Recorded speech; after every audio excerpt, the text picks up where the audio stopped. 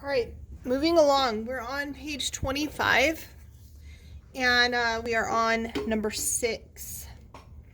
Another way to write a radical expression is with a fractional exponent. So what we can do is we can rewrite any radical using a fractional exponent. I know that if I multiply the square root of 16 to the square root of 16, that is the same as multiplying 4 times 4, which is 16. And I see that if I take 16 to the 1/2 power times 16 to the 1/2 power, and I use the rule that says that we add our exponents, that gives me 16 to the first. So they want us to do this same idea for the following problems so that we can derive what's happening when we have something like this from going from a radical form to an exponent form. So fractional exponents are some kind of radical or root. So they're some kind of a root. They're either a cube root or a square root, but they are a radical. So again, fractional exponents are radicals. Fractional exponents are radicals. Okay, so let's look at number 8, the cube root of 8. So the cube root of 8 times the cube root of 8 times the cube root of 8. Remember, 8 is a perfect cube. The cube root of 8 is 2. So it's 2 times 2 times 2, which is equal to 8. And then using the structure from the previous one, right, they're rewriting this as a 1/3 power. So we can have 8 to the 1/3 plus 1/3 plus 1/3, which is 8 to the 3/3, or 8 to the first power, which is just 8. And similarly, we can do the same thing for a 4th root. This would be the 4th root of 8 is 3, or of 81 is 3, so this would be 3 times 3 times 3 times 3. Or we could rewrite this to the 1/4 power. This would be 81 to the 1/4 plus 1/4 plus 1/4 plus 1/4, which would be 81 to the 4/4, which is 81. And similarly, we can do that with a. This would be a times a,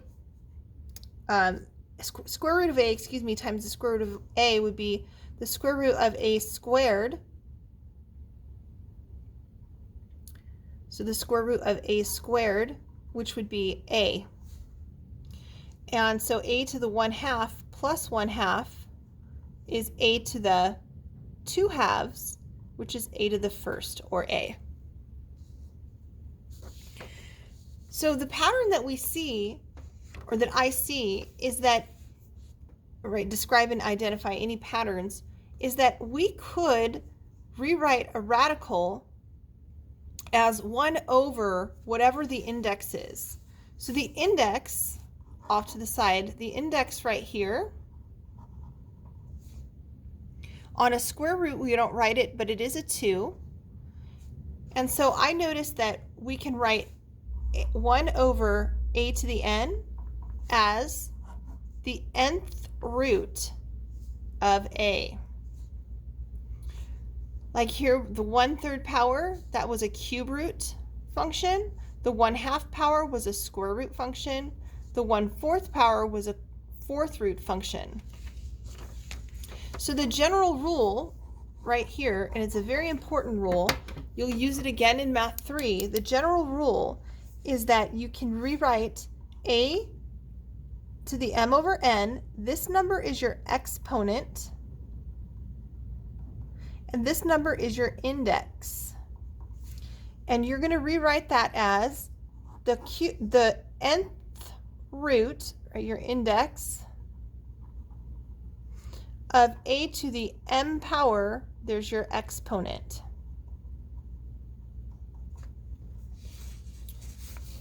So this is your exponent, it goes in the numerator, and this is your index, it goes in the denominator.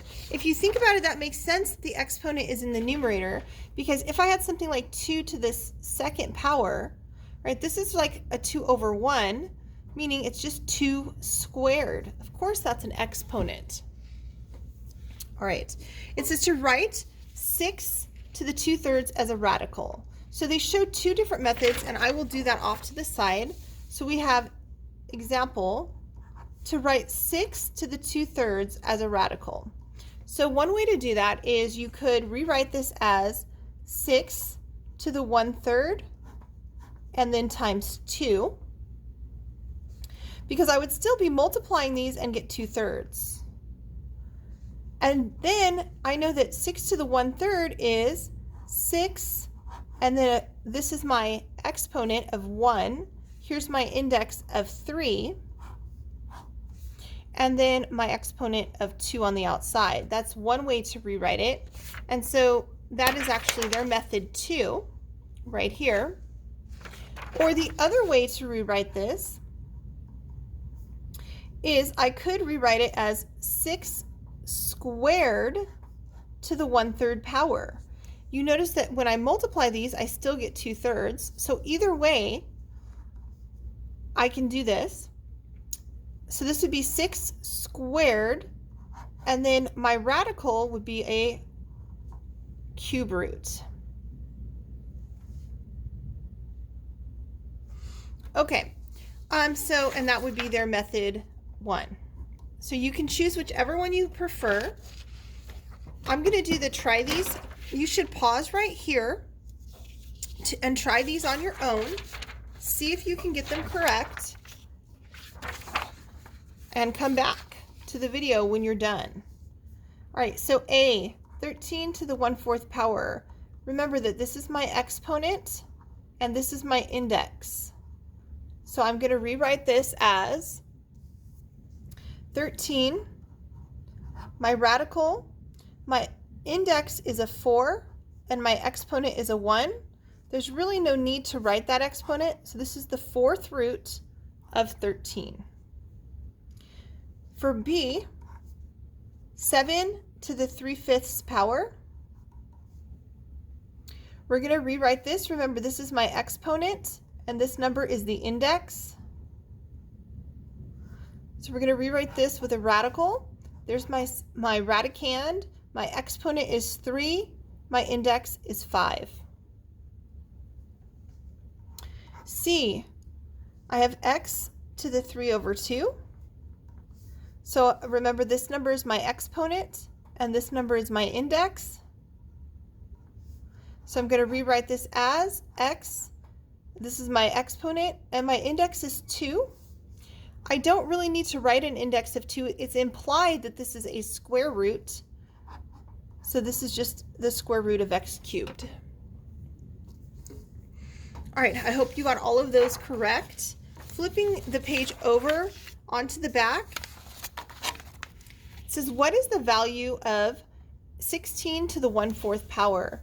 So 16 to the 1/4 power can be rewritten as my root, my top number, again, that's my exponent, and this is my index. So what we're asking is, what number could you multiply to itself 4 times and get 16? If you're not sure of a perfect 4th power, you try prime factoring it, and you see that 2 times 2 times 2 times 2 is 16. So we could rewrite that as 2 to the 4th power. And then just like a square root and a square cancel out, or a cube root and a cube, a 4th root and a 4th power also cancel out to 2.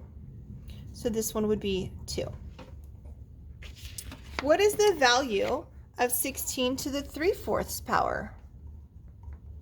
So we get to decide if we want to try to cube 16 first, right? So this is my exponent, and this is my index. I could try to cube 16. That's going to be a really big number. Or I could rewrite this with the cube on the outside. So I'm going back to the two equivalent methods for writing this fraction. The exponent can go on the outside or it can go under the radical, and they're equivalent. I think this method would be a lot easier because I already know the fourth root of 16. I just found the fourth root of 16, right? 16 is 2 to the fourth.